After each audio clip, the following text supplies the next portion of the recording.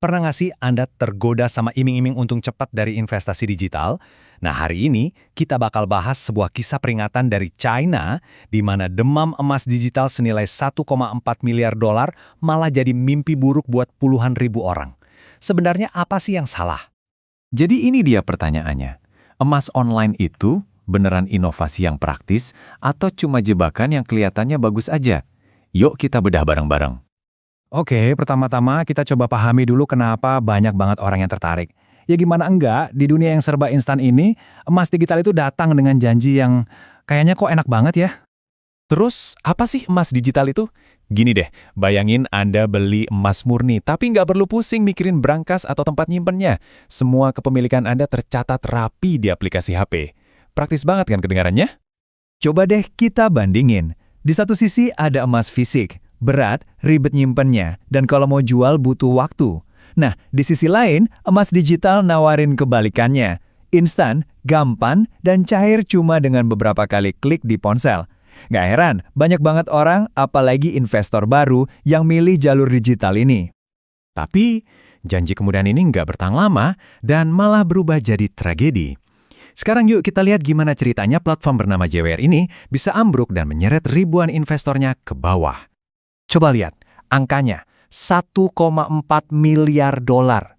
Bayangin, segitu banyak uang investor yang dalam semalam tiba-tiba aja nggak bisa ditarik. Hilang begitu saja dari genggaman mereka. Jelas, kepanikan langsung meledak. Nah, inilah yang terjadi kalau bank run kejadian di dunia digital. Semuanya serba kilat. Harga emas meroket, semua orang mau untung, narik duit bareng-bareng, dan platformnya jebol, nggak ada cukup uang tunai. Dalam sekejap, semua akun dibekukan dan mimpi jadi kaya raya berubah jadi mimpi buruk.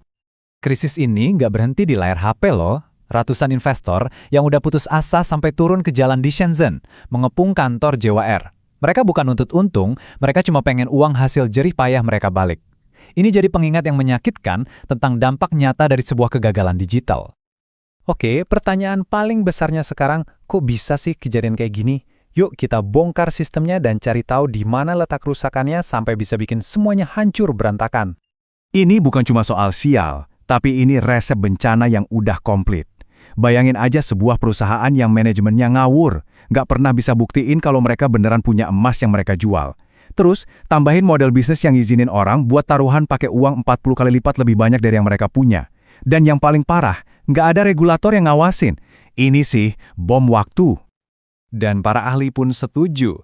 Kutipan ini nunjukin masalah utamanya. Banyak platform semacam ini tuh cuma rumah kartu. Nggak ada izin, modalnya cekak, dan sama sekali nggak peduli sama perlindungan investor. Jadi pertanyaannya bukan kalau bakal runtuh, tapi kapan. Dan ini nih, bagian yang paling bikin merinding. Kasus JWR ini ternyata bukan satu-satunya. Ini cuma episode terbaru dari serangkaian sejarah penipuan emas yang udah sering terjadi di pasar. Kasus JWR itu soal leverage yang gila-gilaan. Tapi coba lihat skandal King Gold Jewelry beberapa tahun sebelumnya. Mereka pakai 83 ton emas palsu, ya tembaga yang dilapisin emas, buat jadi jaminan pinjaman. Modusnya beda, tapi hasil akhirnya sama. Investor juga yang jadi korban. Coba deh pikirin, kasus King Gold ini dipimpin oleh mantan perwira militer yang dihormati. Kepercayaan orang jadi senjatanya, yang bikin dia bisa menipu lembaga keuangan besar pakai emas palsu. Ini menunjukkan betapa dalamnya masalah kepercayaan dan pengawasan di seluruh sistem.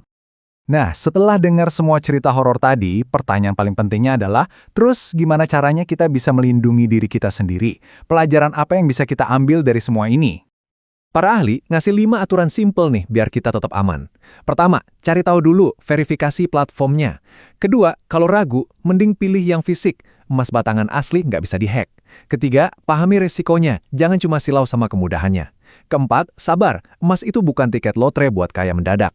Dan yang terakhir, perhatikan selisih harga jual dan belinya. Langkah-langkah kecil ini bisa menyelamatkan kita dari kerugian besar. Jadi, saya mau ninggalin satu pemikiran buat Anda.